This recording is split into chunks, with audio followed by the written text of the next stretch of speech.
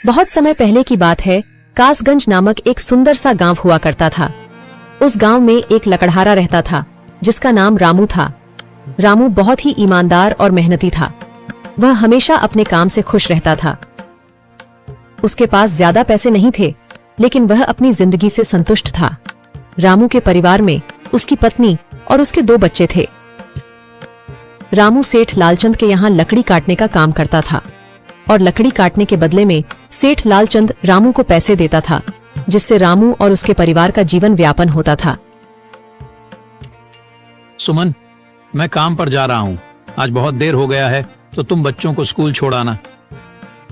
जी, school तो मैं छोड़ आऊंगी, लेकिन मोनू और चिंकी पिछले 2 दिन से कह रहे हैं कि उनके स्कूल की टीचर स्कूल की फीस मंगा रही है। हाँ, तो जाकर दे आओ ना स्कूल की फीस।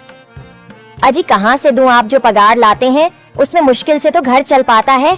अब उतनी सी तनख्वाह में मैं बच्चों की फीस का इंतजाम कैसे करूं? अजी मैं एक बात आपको साफ साफ कह देती हूँ, आप सेठ लालचंद जी से पगार बढ़ाने की बात कहिए। दिन पर दिन खर्च बढ़ता जा रहा है।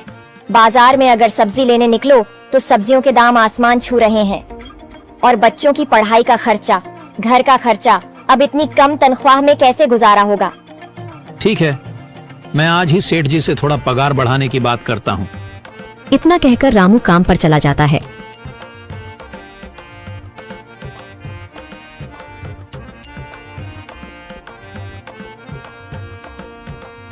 अरे भाई, आज तो पगार का दिन है।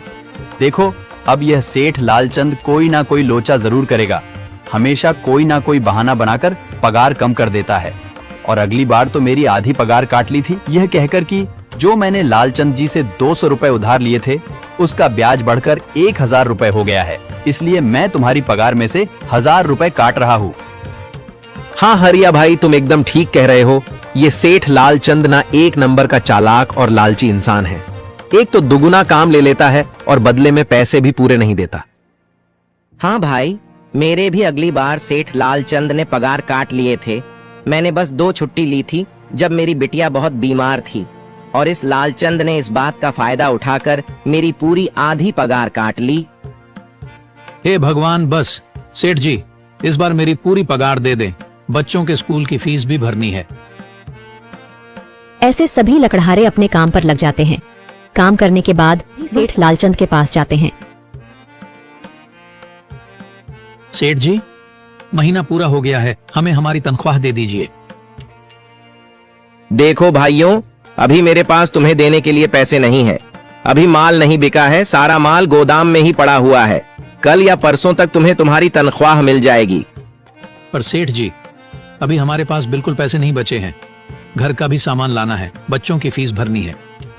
अरे मैंने कहा तो सही, 1-2 दिन और रुक जाओ, कल या परसों तक पैसे मिल जाएंगे। अभी मेरे पास पैसे नहीं है। सभी लकड़हारे निराश मन से अपने अपने घर आ जाते हैं। अजी क्या हुआ? इस बार कितना पगार मिला है? सुमन, अभी कोई पगार नहीं मिला। सेठ जी ने कहा है कि 1-2 दिन में पगार मिल जाएगा। पगार नहीं मिला? आपको तो पता है ना, बच्चों की फीस भरनी है। इनकी स्कूल टीचर ने आज साफ साफ चेतावनी दे दी है कि अगर कल फीस नहीं लाई तो बच्चों को घर पर ही बिठा लेना। अब बताओ मैं क्या करूं? मैं क्या करूं सुमन, ये सेठ जी समय पर कभी पैसे देते ही नहीं है। अब तो बस हम इंतजार के सिवा और कुछ नहीं कर सकते। 1-2 दिन की बात है, देख लेते हैं। ऐसे ही 2 दिन गुजर जाते हैं। 2 दिन बाद सेठ लालचंद सबको पगार देता है। अरे हरिया, ये ले अपनी इस महीने की पगार। सेठ जी, यह तो बस 2000 है। मैंने तो इस महीने 3000 तक का काम किया है। हाँ, काम तो किया है, लेकिन तूने 1-1 घंटे आराम भी तो किया है। ये पैसे उसी आराम के कांटे हैं। पर सेठ जी, आपने तो कहा था 8 घंटे काम के महीने में 3000 मिलेंगे, और मैंने तो 8 घंटे काम किया और 1 घंटे आराम। देख हरिया, मुझे ज्यादा हिसाब किताब ना समझा। ये 2000 रख, अगर चाहिए तो, और अगर नहीं चाहिए तो कहीं और काम ढूंढ ले। बेचारे हरिया के पास उन पैसे को लेने के सिवाय और कोई रास्ता नहीं था। हरिया चुपचाप वह पैसे रख लेता है। रामू, ये लो तुम्हारे 2500 रुपए। पर सेठ जी, 2500 क्यों? मेरे तो पूरे 3000 बनते हैं ना। मैंने तो कोई छुट्टी भी नहीं की और ना ही कोई आराम। मैंने तो अपना सारा काम समय पर किया है। हाँ, समय पर तो किया है, पर इस समय बाजार में लकड़ियों का दाम काफी सस्ता हो गया है। इस वजह से अभी तुम्हें भी पगार कम ही मिलेगी जब तक लकड़ियों का दाम नहीं बढ़ता। पर सेठ जी, बात तो 3,000 की हुई थी ना, अब 2,500 में मैं कैसे घर चलाऊंगा? बच्चों की स्कूल की फीस भी भरनी है सेठ जी। इस बार आप पूरे पैसे दे दीजिए। 2,500 ही मिलेंगे तुझे। यहाँ काम करना है तो कर, वरना कहीं और काम ढूंढ ले। बेचारे हरिया के पास उन पैसे को लेने के सिवाय और कोई रास्ता नहीं था।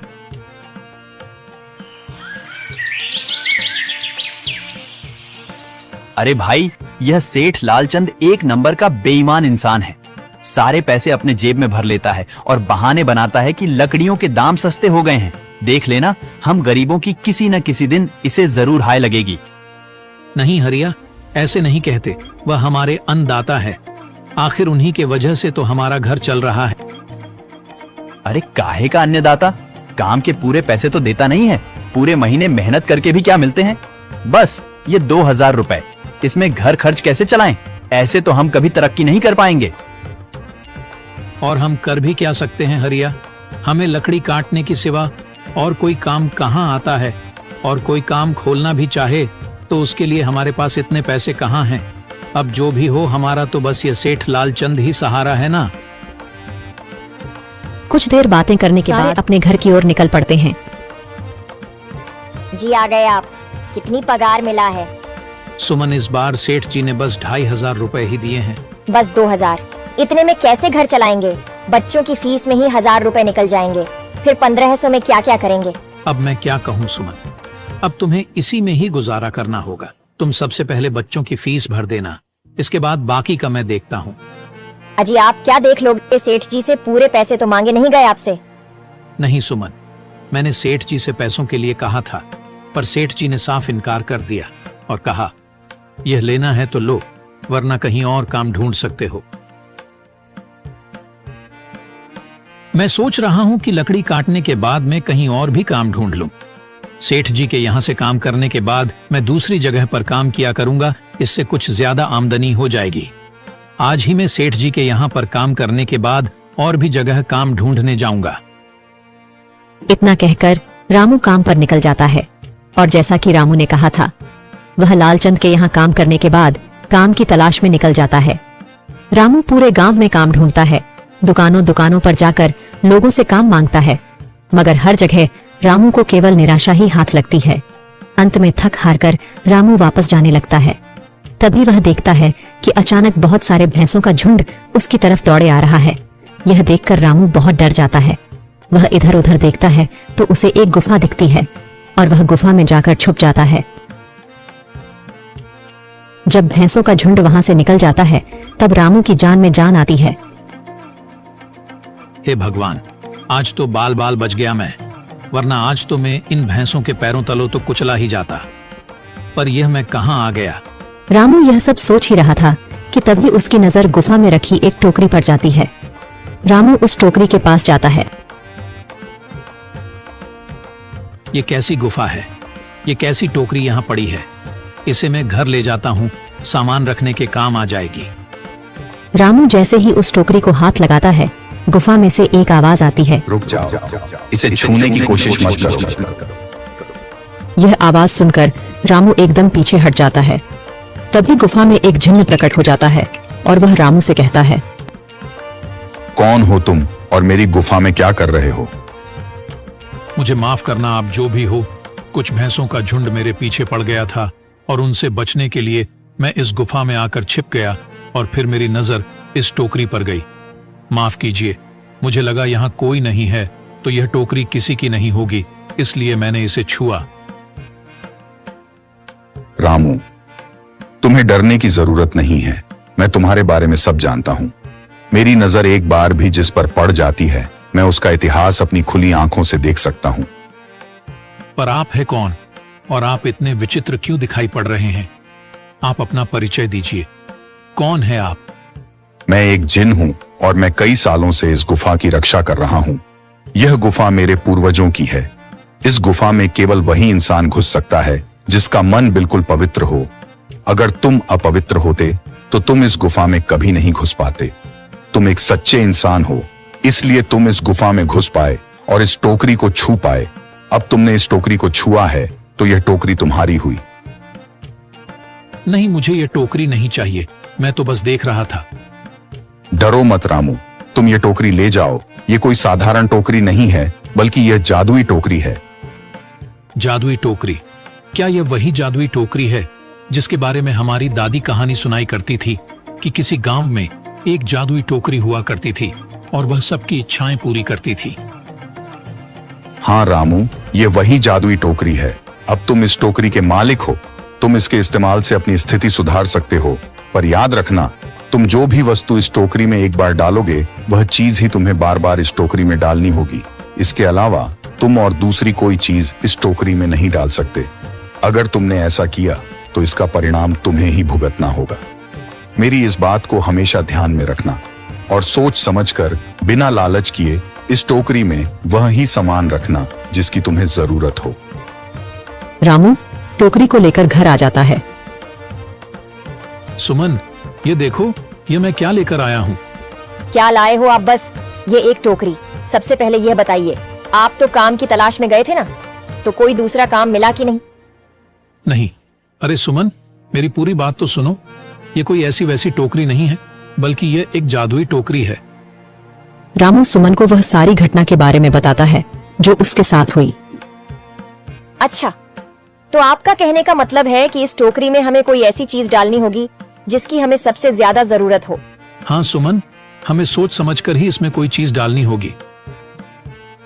रामू थोड़ी देर सोचता है, फिर उसका ध्यान उन लकड़ियों पर जाता है जो एक बार उसने सुमन को रखने को दी थी। सुमन, तुम्हें याद है, एक बार मैं जंगलों में लकड़ियां काटने गया था तो मुझे एक चंदन की लकड़ी मिली थी और वह मैंने तुम्हें लाकर दे दी थी। हाँ, दी तो थी। तो तुम उस लकड़ी को ले आओ। हम उस चंदन की लकड़ी को ही इसमें डालेंगे और उस लकड़ी से अपना एक व्यापार शुरू करेंगे। सुमन चंदन की लकड़ी को ले आती है और उसे टोकरी में डाल देती है।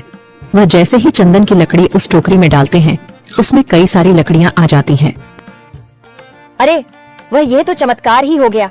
ये देखिए, कितनी सारी चंदन की लकड़ियां हो गई। अगर आप इसको बेचेंगे तो इससे काफी अच्छे पैसे मिलेंगे। हाँ राधा, मैं कल सुबह बाजार जाकर इनको बेच आऊंगा और जो पैसे मिलेंगे उससे हम अपने मोनू और चिंकी के स्कूल की फीस भर देंगे और बाकी बचे पैसों को संभाल कर रख लेंगे। अगले दिन रामू लालचंद सेठ के यहाँ काम पर न जाकर चंदन की लकड़ियों को बेचने के लिए बाजार की ओर निकल पड़ता है। वहाँ पर रामू चंदन की लकड़ियों को बहुत ही कम दामों में बेचा, जिसकी वजह से आम लोगों के साथ साथ बड़े व्यापारियों ने भी रामू से चंदन की लकड़ियां खरीदी। लकड़ियों को बेचकर रामू को काफी अच्छे पैसे मिले। पैसों को लेकर चंदन घर आ जाता है। ये देखो सुमन, उन लकड़ियों को बेचकर मुझे कितने सारे पैसे मिले हैं। ये लो कुछ पैसे, इससे तुम कल मोनू और चिंकी के स्कूल की फीस भर देना। अच्छा, तो मैं काम पर जाता हूँ। अजी, आपके पास तो अब यह जादुई टोकरी है, तो अब आपको उस सेठ लालचंद के यहाँ काम करने की क्या जरूरत है? हाँ सुमन, मैं सेठ लालचंद जी के यहाँ काम पर नहीं जा रहा, बल्कि मैं तो वहाँ पर जो काम कर रहे बाकी के लकड़हारे हैं उन्हें ये खुशी की खबर देने जा रहा हूँ, क्योंकि सेठ लालचंद जी से मेरे साथ साथ वह लकड़हारे भी बहुत परेशान थे।